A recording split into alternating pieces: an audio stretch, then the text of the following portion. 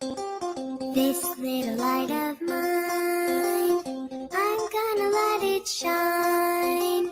This little light of mine, I'm gonna let it shine.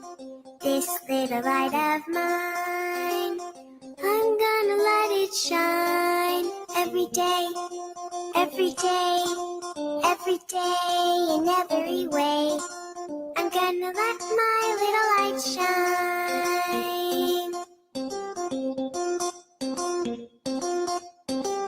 This little light of mine, I'm gonna let it shine. This little light of mine, I'm gonna let it shine. This little light of mine, I'm gonna let it shine. Every day, every day, every day, in every way, I'm gonna let my little light shine. This little light of mine, I'm gonna let it shine. This little light of mine, I'm gonna let it shine. This little light of mine, I'm gonna let it shine. Every day, every day, every day, in every way, I'm gonna let my little light shine. On a Monday, He gave me the gift of love. on a Tuesday, His peace came down from above. on a Wednesday, He told me just what to say. on a Thursday, He taught me just how to pray. on a Friday, He gave me a little more faith. on a Saturday, He gave me a lot more grace. on a Sunday, He gave me the power divine. to let my little light shine. This little light of mine, Hallelujah. I'm gonna let it shine. Let it This shine. little light of mine, I'm gonna let it shine. This little light of mine, I'm gonna let it shine. Every day, Every day, every day, every day, every day, in every way, I'm gonna let my little light shine.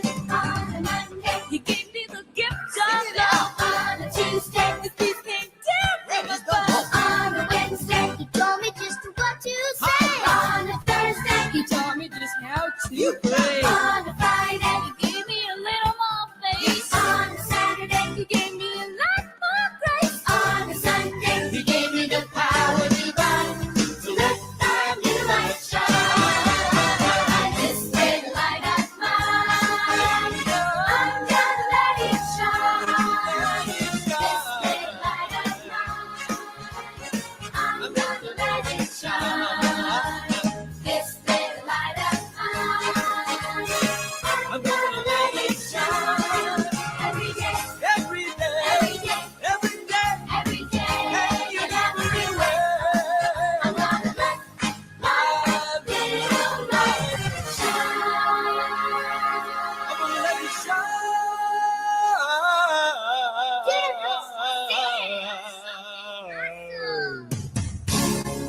I'm gonna let it shine.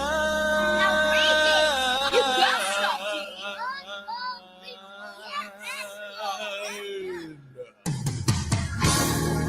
I'm gonna let it.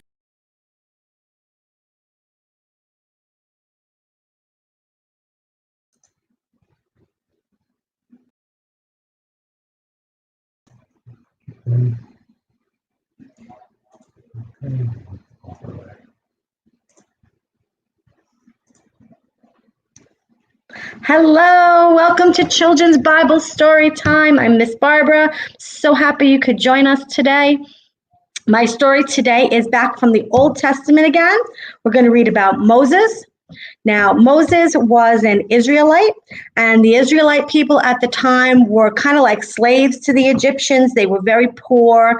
They were very unhappy people. The Egyptians weren't kind to them and didn't treat them well. So they were hoping to have someone who would save them and help free them from the Egyptians. So I'm going to start my story about Moses. Moses looked much different now than the young man who had lived in the Pharaoh's palace. No longer did he wear princely Egyptian robes. He wore the mantle of a shepherd. In his hand was a long shepherd's staff. Day after day and year after year, he cared for his father-in-law's sheep. During this time, the sun and the wind had tanned his face and his hands, while the years had whitened his hair. One day, Moses led his flock to a green pasture near the foot of Mount Horeb. There, he saw a flame of fire spring out of a bush. He watched, expecting to see the bush become ashes, but the flame did not burn the bush. What a strange sight, thought Moses. I must go closer to take a look. As he started toward the bush, a voice called out from the flame, "Moses, Moses!" And Moses replied, "Here I am." "Do not come near the bush," said the voice. "Take off your shoes. You are standing on holy ground." Moses knew at once that this was God speaking to him. It was custom for persons to remove their shoes when they were approaching a sacred place. So quickly he stooped down and unfastened his sandals, and then he hid his face, for he was afraid to look at the flame again. "I am the God of Abraham and of Isaac and of Jacob," the voice said. "I have seen the suffering of my people, the Israelites. I have heard their cries. Now I am come to deliver them from the Egyptians and bring them into the land promised to their fathers." How glad Moses must have been to hear this good news. But then the voice continued, "Come now, and I will send you to Pharaoh, that you might help lead my people out of Egypt." Moses asked the Lord, "Who am I that I should lead my people out of Egypt? This is too big a job for me to do." "I will surely go with you and help you do it," answered the voice, "and you will bring the Israelites to this mountain to worship me. You will know that I have been with you." Moses said, "What if the Israelites have forgotten you? If they ask, 'Who is God?' what should I say?" God said, "Tell them my name is I am, the one who is always living. Tell them that I am has sent you to help them. Do not be afraid, Moses, for they will believe you. With the elders of your family, go to the Pharaoh and tell him, 'Our God, the God of the Hebrews, has met with us. Now let us go on 3 days' journey into the wilderness to worship him.'" Moses listened carefully. He heard God say, "At first the king will refuse to let you go. But after I have shown him my power in Egypt, he will send you out of the land." But still Moses was afraid that people would not believe that God had sent him, unless maybe he could show them some proof. So he asked God to give him a sign. God said, "What is in your hand?" "It is my staff," said Moses. "Throw it on the ground," God said. Moses obeyed, and the staff became a snake. When Moses saw the snake, he tried to run away from it. God said, "Do not be afraid. Take hold of its tail." Again Moses obeyed, and it became his staff again. Then God told Moses, "Put your hand on your chest, under your cloak, and bring it out again." When Moses did this, his hand was white with leprosy. How afraid he was. But God said, "Put your hand on your chest again." When Moses obeyed, his hand became normal. This sign was to prove to the Israelites and the Egyptians that God had sent Moses. If the people did not believe the signs, Moses could take water from the river and pour it to the ground. Then the water would become blood, and this would be the third sign. But Moses was still unwilling to go. He told God, "You know, I cannot speak well. I am slow to speak." The Lord reminded Moses, "Am I not the Lord who made man's mouth? Go, I will teach you what to say." Moses replied, "Oh, please, Lord, please, send someone else." God said, "I will send your brother Aaron with you. He will speak the words you tell him. Aaron is already on his way to meet you." At last, Moses was ready to obey God. He led his flock back home and said, "I'm going to return to my people in Egypt and see if they are still alive."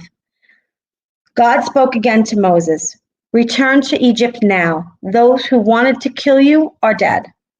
Moses took his wife and his sons and started for Egypt. On the way, they met his brother Aaron. How glad the brothers were to see each other. Moses told Aaron all that God had said, and the two brothers returned to Egypt together. When they arrived, they gathered the elders of Israel. Aaron told them that God had sent Moses to be their deliverer. When the people heard the words of the Lord and saw the signs, they believed and were glad. They bowed their heads and thanked God for hearing their prayers. So, boy, there's a whole lot in that story today, isn't there? So we had talked about prophets a few stories back. We talked about Elijah, and Moses again was a prophet. He was someone who's going to speak the words of God to the people and teach them and help them. Now, Elijah was listening to God, and remember, we had the earthquake and we had the fire, and he didn't hear God in any of those things. He heard God in the quiet. But Moses got the big burning bush. Here it was, on fire and not burning up, right? When we put logs in the fire on a campfire, or we even burn a wick on a candle, right? It burns away.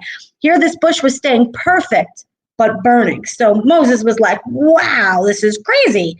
And sure enough, it was something special, and it was God talking to Moses in that burning bush. And Moses is kind of like, he's like the rest of us, right? He's kind of like, me?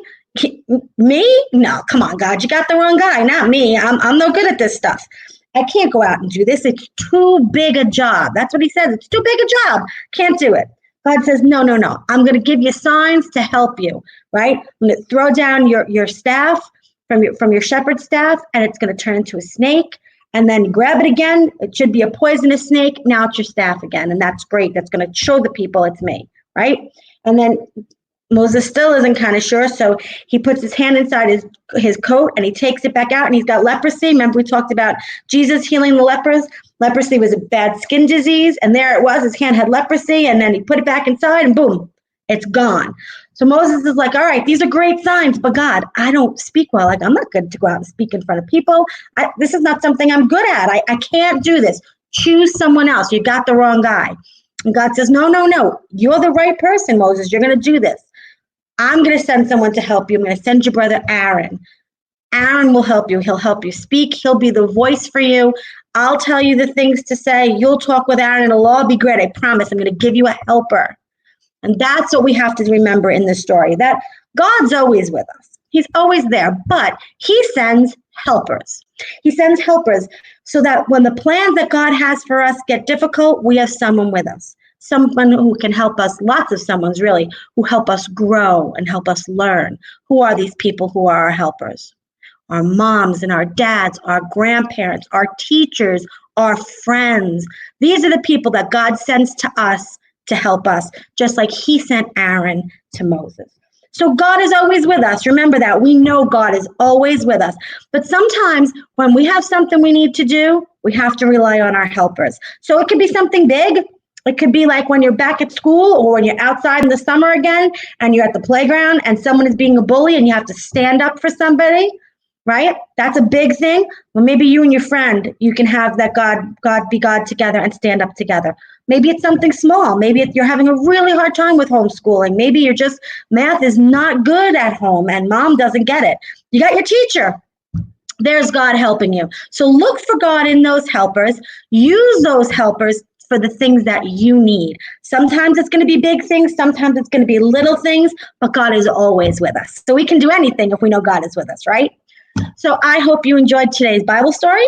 Remember to go on YouTube. I know Joe's going to put a link in the Facebook later, but YouTube, and look up Saddleback Kids and put Saddleback Kids Moses, and you can see today's story. It's really good.